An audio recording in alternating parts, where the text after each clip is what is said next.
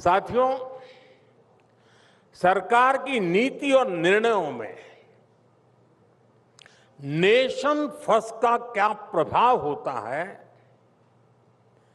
इसका एक उदाहरण हमारा आदिवासी क्षेत्र है। मैं आज कोई फिलॉसफी जानने वाला नहीं हूं, कुछ बातें जो हुई हैं वो हल्की फुल्की बता दूंगा और मुझसे आप अंदाज लगा लेंगे कि काम कैसे होता है। मैं आदिवासी क्षेत्र की बात करता हूं। भारत के 10 करोड़ से अधिक आबादी की चर्चा, मतलब कि आदिवासी समाज की चर्चा, और हम सबको पता है दशकों से माओवादी आतंक वहां अपने डेरा तंबू गाड़ करके बैठा हुआ था। जहां 21वीं सदी में भी इन आतंकियों ने एक भी सुविधा पहुंचने नहीं दी। सरकारी एक व्हीकल नहीं गुजर सकता था वहां, गोलियों से भून दिया जाता था। अनेक सरकारें आई गई, कई पीढ़ियां आई गई। लगता था कि हिंसा का ये दुर्भाग्य ऐसे ही रहेगा। आप कल्पना कर सकते हैं, 2004 से 2014 के बीच, मैं वो 10 साल का हिसाब बताता हूं। 2004 से 2014 के बीच माओवादी आतंक के कारण 17,000 से भी अधिक हिंसक घटनाएं हुई थी। 17,000।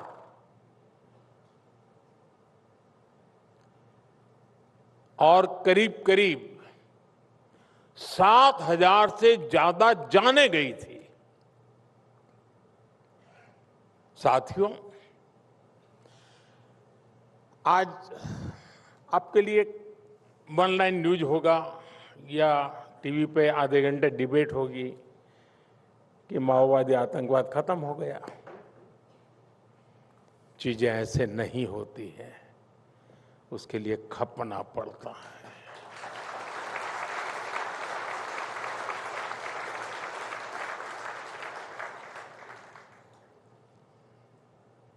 और इसलिए मैं बताना चाहता हूं, और आजकल जो लोग, कुछ लोग संविधान दिखाते रहते हैं,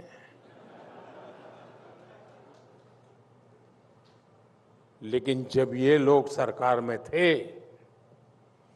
और नक्सल प्रभावित इलाकों में संविधान का नाम लेने पर गोली मार दी जाती थी, और तब ये लोग चुप बैठे थे। तब उनके हाथों में संविधान नहीं दिखता था, कांप रहे थे उनके हाथ। उस दर्दनाक स्थिति से कांग्रेस को कोई खास फर्क नहीं पड़ता था। साथियों, 2014 के बाद हालात को बदलने के लिए हम राष्ट्र प्रथम के भाव से आगे बढ़े, हम निकल पड़े।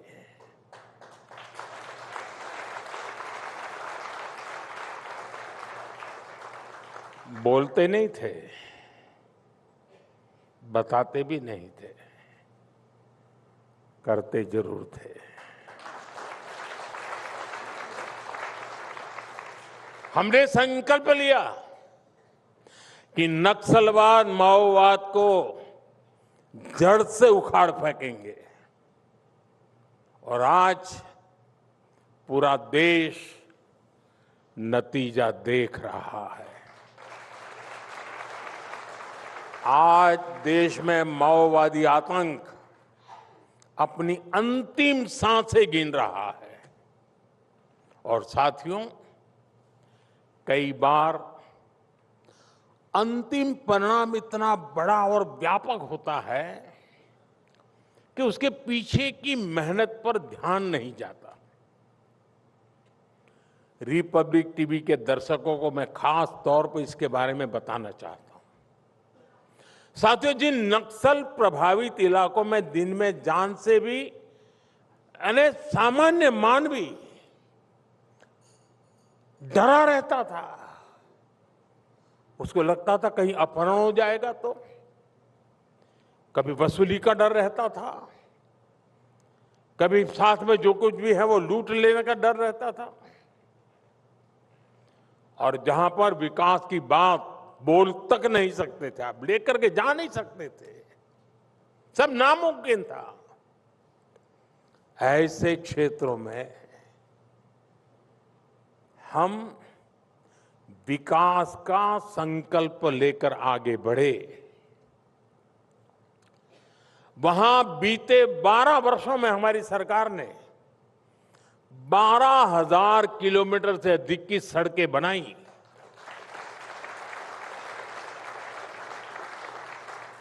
और कई बार तो हमने देखा कि सड़क बनाने के जो हमारा साजो सामान होता उसको जला दिया जाता था, कॉन्ट्रैक्टर को भगा दिया जाता था। अगर 25 लोग रोड पर काम करते तो 200 लोग पुलिस सुरक्षा रखते थे ताकि काम चले। ये सब इसलिए करते थे, तय किया था।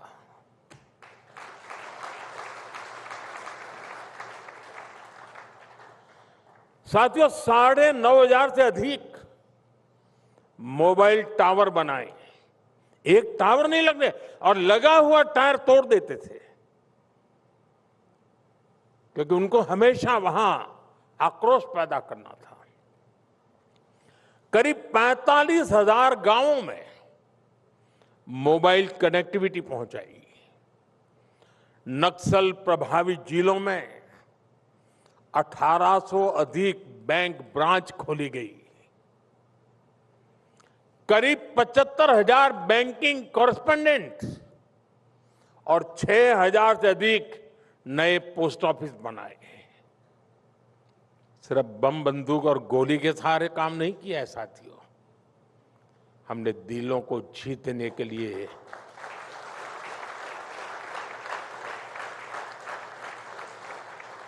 ईश्वर ने जो भी शक्ति दी थी उसको खपाया था। साथियों, हम बुलंद इरादों के साथ नक्सल प्रभावित इलाकों में जन सामान्य की आशा आकांक्षाओं को पूरा करने के लिए जा रहे थे। आप हैरान हो जाएंगे, एक मशहूर नक्सली, करोड़ों रुपए का इनाम थे उसकी मां के पास हम पहली बार राशन कार्ड लेके गए। बेटा अपनी मां को राशन कार्ड लेने नहीं देता था, आतंकवाद अपना चलाने के लिए। इतनी घटनाएं हैं, मैं हैरान था, और सरकार चुप बैठी थी। उनको संविधान उस समय दिखता नहीं था, लेकिन सारे प्रयासों का परिणाम यह आया कि जन सामान्य में एक विश्वास का नया दौर आया।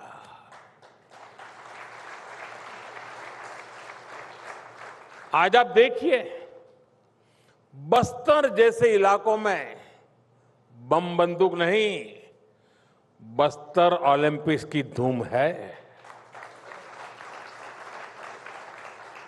और अब तक इस ओलंपिक के 2 एडिशन हो चुके हैं। पहली बार 1.5 लाख से अधिक युवाओं ने, और दूसरी बार करीब 4 लाख युवाओं ने बस्तर ओलंपिक्स में हिस्सा लिया।